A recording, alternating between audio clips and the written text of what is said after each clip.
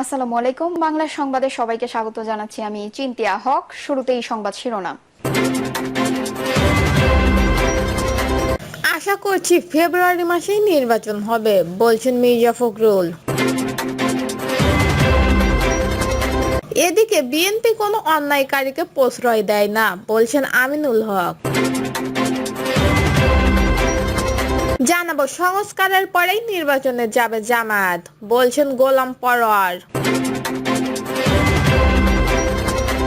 একক দলের সঙ্গে বসে নির্বাচনের তারিখ নির্ধারণের চেষ্টা বিমাতা সুফল আচরণ, বলছে এনসিপি। এবং সর্বশেষ জানাবো সুষ্ঠু নির্বাচনের জন্য নির্বাচনী অঙ্গনকে পরিচ্ছন্ন করতে হবে, বলছেন বদিউল আলম। শুনছিলেন সংবাদ শিরোনাম, এবারে বিস্তারিত। আশা করছি ফেব্রুয়ারি মাসে নির্বাচন হবে, বলছেন মির্জা ফখরুল। বিএনপির মহাসচিব মির্জা ফখরুল ইসলাম আলমগীর বলেছেন, আশা রাখছি সামনে ফেব্রুয়ারি মাসে একটা নির্বাচন হবে, এর মধ্যে দিয়ে আমাদের আশাগুলো পূরণের সুযোগ হবে। মির্জা ফখরুল বলেন, গত 10 মাসে বাংলাদেশের যে ঘটনাগুলো ঘটেছে তাতে আমরা একটি সন্দেহায় হয়ে পড়েছিলাম যে শেষ পর্যন্ত কি দাঁড়াবে। আমরা অন্তত অনুপ্রাণিত হয়েছি, আশ্বস্ত হয়েছি যখন দেখলাম বিএনপির ভারপ্রাপ্ত চেয়ারম্যান তারেক রহমানের সঙ্গে প্রধান উপদেষ্টা ডক্টর মোহাম্মদ ইউনূসের একটা সভা করলেন। সভায় তারা কতগুলো বিষয়ে একমত হলেন, এটা নিঃসন্দেহে আমাদের সবার কাছে আশা এনে দিয়েছে। তিনি বলেন, অন্তর্বর্তী সরকার ভালো কাজ করেছে, আমাদের পথ দেখাচ্ছে। আমরা আশা করব যেসব রাজনৈতিক দল ফ্যাসিস্ট বিরোধী আন্দোলনে ছিলাম সবাই মিলে তাদেরকে সহযোগিতা করব। এখন সংস্কার কাজ এগিয়ে চলছে, কতগুলো বিষয়ে আমরা একমত হয়েছি, কতগুলো বিষয়ে একমত হচ্ছে না। যতগুলো বিষয়ে আমরা একমত হব সেগুলো যেন বাস্তবায়ন করা হয় তাড়াতাড়ি, আর যেগুলোতে একমত হওয়া যাচ্ছে না সেগুলো নিয়ে নির্বাচনের পর সংসদে আমরা আলোচনা করব, সেগুলোতে আমরা একমত হব। মির্জা ফখরুল বলেন, আজ পত্রিকায় একটা খবর দেখে মনটা একটু খারাপ হয়েছে। সুইস ব্যাংকে অনেক টাকা জমা হয়েছে। আমি জানি না এই টাকাগুলো কাদের, কবে কিংবা কিভাবে জমা হয়েছে। এই খবরটা পড়লে প্রতিটা দেশপ্রেমিক মানুষের মনে হবে, তাহলে কি কোনো পরিবর্তন হয়নি? কিন্তু আমাদের সম্পদ লুটে নিয়ে গেছে যে মাফিয়ারা, ফ্যাসিস্টবাদীরা। বিএনপি কোনো অন্যায়কারীকে প্রশ্রয় দেয় না, বলছেন আমিনুল হক। ঢাকা মহানগর উত্তর বিএনপির আহ্বায়ক ও বিএনপি কেন্দ্রীয় ক্রিয়া বিষয়ক সম্পাদক আমিনুল হক বলেছেন, মুসলিম বাজারে ক্ষতিগ্রস্তদের সুষম বণ্টনের মাধ্যমে দোকান বরাদ্দ দিতে হবে।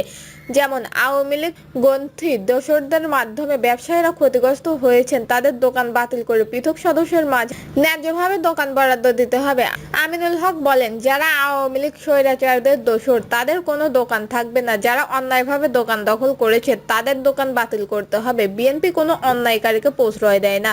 তিনি বলেন, গত 17 বছর দেশ জুড়ে যেভাবে জুলুম নির্যাতন হয়েছে তার ভাগীদার আপনারাও হয়েছেন। আজ আপনারা স্বাধীনতার কথা বলতে পারছেন, কিন্তু এই অধিকার আপনাদের আওয়ামী লীগ সরকার সময়ে ছিল না। বিএনপি ক্ষমতায় গেলে কোনো ধরনের প্রভাব বিস্তার করবে না, বরং ন্যায্যতা ও নিয়মের মধ্যে থেকেই কাজ করবে।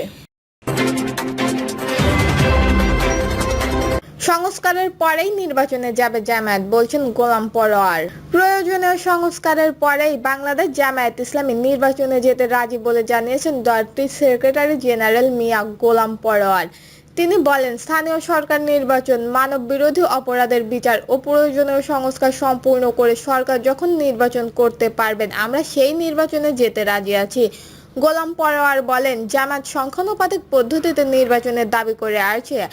আধুনিক গণতান্ত্রিক 60 থেকে 65 দেশে বর্তমান এই পদ্ধতিতে নির্বাচন প্রচলিত। এই নির্বাচন মানুষের ব্যক্তিত্বের নয়, দলকে ভোট দেয়। দলের ভোটের অনুপাতিক হারে সংসদে তাদের আসন পাবে। যেহেতু এখানে ব্যক্তি স্বার্থ জড়িত নয়, সে কারণে এখানে পেশি শক্তি ও কালো টাকার ব্যবহার হয় না। স্থানীয় সরকার নির্বাচন, মানব বিরোধী অপরাধ বিচার ও প্রয়োজনীয় সংস্কার সম্পূর্ণ করে সরকার যখন নির্বাচন করতে পারবে আমরা সেই নির্বাচনে যেতে রাজি আছি। তিনি আরো বলেন, বক্তৃতার সময় আমরা বলবো, ব্যক্তির চেয়ে দল বড়, দলের চেয়ে দেশ বড়, কিন্তু কাজের সময় দেশের চেয়ে দল আর দলের চেয়ে ব্যক্তি বড়। এই মার্কার রাজনীতি করতে দয়া করে কেউ দেশ জাতির ক্ষতি করবেন না। স্বাধীনতার 54 বছর পেরিয়ে এসেছে, অথচ আমাদের রাষ্ট্রীয় সদস্যগুলো গণতান্ত্রিক সুযোগগুলো, ভোটাধিকার এখনো সুনিশ্চিত করতে পারেনি। জামায়াতের শীর্ষ নেতা বলেন, আমরা অন্তর্বর্তী সরকারকে সহযোগিতা করতে চাই, কিন্তু জাতির কাছে তাদের যে কমিটমেন্ট সেটি রক্ষা করতে হবে। সরকারের শির দ্বারা সোজা করতে হবে, নিরপেক্ষ থাকতে হবে। আগামী নির্বাচন যদি সুষ্ঠু ও নিরপেক্ষ না হয় তাহলে জাতির সামনে মহা দুর্ভোগ নেমে আসবে। জাতীয় ঐক্য করতে না পারার কথা উল্লেখ করে তিনি আরও বলেন, স্বাধীনতার অল্প দিনের মধ্যে মালয়েশিয়া, সিঙ্গাপুর সহ অনেক দেশ উন্নত করেছে জাতীয় ঐক্যের ভিত্তিতে, কিন্তু আমরা পারছি না। আমরা জাতিকে বিভক্ত করছি ঝগড়াঝাটি, বিতর্ক, অনৈতিক ও অতীতে নানা অপ্রয়োজনীয় মীমাংসাহীন ইস্যুকে সামনে এনে যারা জাতিকে এভাবে বিভক্ত করছে আগামী নির্বাচনে তাদের পরাজিত করতে হবে। গোলাম পরোয়ার বলেন, আগামী নির্বাচনে যদি কেউ ভোট ডাকাতি করে, ভোটাধিকার হনন করে, কালা টাকা পেশি শক্তি দিয়ে আবারও 2014, 18 ও 24-এর মতো পরিস্থিতি করতে চায়, দেশের মানুষ সমস্ত শক্তি দিয়ে তাদের বিরুদ্ধে রুখে দাঁড়াবে। আমরা যদি তা না পারি তাহলে আমাদের রক্তদান সব বৃথা হয়ে যাবে। একক দলের সঙ্গে বসে নির্বাচনের তারিখ নির্ধারণের চেষ্টা বিমাতা সুফল আচরণ, বলছে এনসিপি। একক দল বা ব্যক্তির সঙ্গে বসে নির্বাচনের তারিখ সুনির্দিষ্ট করার চেষ্টা করা অন্য রাজনৈতিক দলগুলোর প্রতি বিমাতা সুফল আচরণ বলে মন্তব্য করেছেন জাতীয় নাগরিক পার্টির যুগ্ম আহ্বায়ক আরিফুল ইসলাম। তিনি বলেন, জাতীয় ঐকমত্য কমিশনের অভিভাবকদের জায়গায় দায়িত্ব পালন করে সবার আকাঙ্ক্ষা পূরণের কাজ করবে বলে প্রত্যাশা তাদের। এনসিপির যুগ্ম আহ্বায়ক বলেন, রাষ্ট্রের বর্তমান সংকট কোনো একক রাজনৈতিক দলকে নিয়ে সমাধান করা সম্ভব নয়। এই সংকট কেবল ক্ষমতায় হস্তান্তর নয়, বরং একটি দীর্ঘদিন ধরে চলে আসা রাজনৈতিক ও প্রশাসনিক সংস্কৃতির ব্যর্থতার ফল। জাতীয় ঐকমত্যের ভিত্তিতে একটি অন্তর্বর্তী জাতীয় সরকার গঠন করে গণ অধিকার পরিষদ নির্বাচনের প্রস্তুতি নেওয়ার আহ্বান জানান আতিকুল ইসলাম। তিনি বলেন, একই সঙ্গে প্রয়োজনীয় গণভোট যাতে জনগণের সরাসরি মতামত প্রতিফলিত হয়, শুধু দলীয় আচরণের মাধ্যমে নয়। শ্রমিক, তরুণ, ছাত্র, নারী সহ সব জনগণের মতামতকে ভিত্তি করে ভবিষ্যৎ রাষ্ট্র কাঠামো করতে হবে। সুষ্ঠু নির্বাচনের জন্য নির্বাচনী অঙ্গনকে পরিচ্ছন্ন করতে হবে, বলছেন বদিউল আলম। সুষ্ঠু নির্বাচনের জন্য নির্বাচনী অঙ্গনকে পরিচ্ছন্ন করতে হবে বলে জানিয়েছেন জাতীয় ঐকমত্য কমিশনের সদস্য বদিউল আলম মজুমদার। তিনি বলেন, নির্বাচনী অঙ্গনকে পরিচ্ছন্ন করতে হবে, রাজনৈতিক অঙ্গনকে পরিচ্ছন্ন করতে হবে, দুর্বৃত্ত মুক্ত করতে হবে, টাকার খেলা বন্ধ করতে হবে। আমাদের নির্বাচন কমিশনকে স্বাধীন, শক্তিশালী করতে হবে।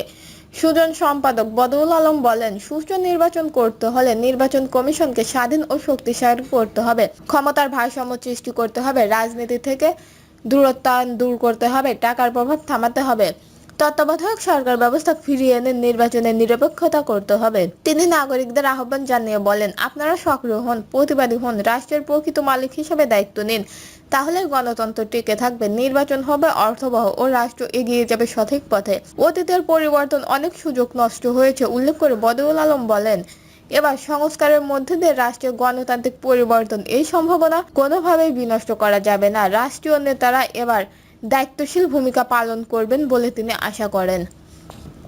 দর্শক, এই ছিল এখনকার সর্বশেষ নিউজটি ভালো লাগলে একটি লাইক দিন, কমেন্টে আপনার মতামত জানান এবং আমাদের পাশে থাকার জন্য বেল বাটনটি অন করে রাখুন। ধন্যবাদ।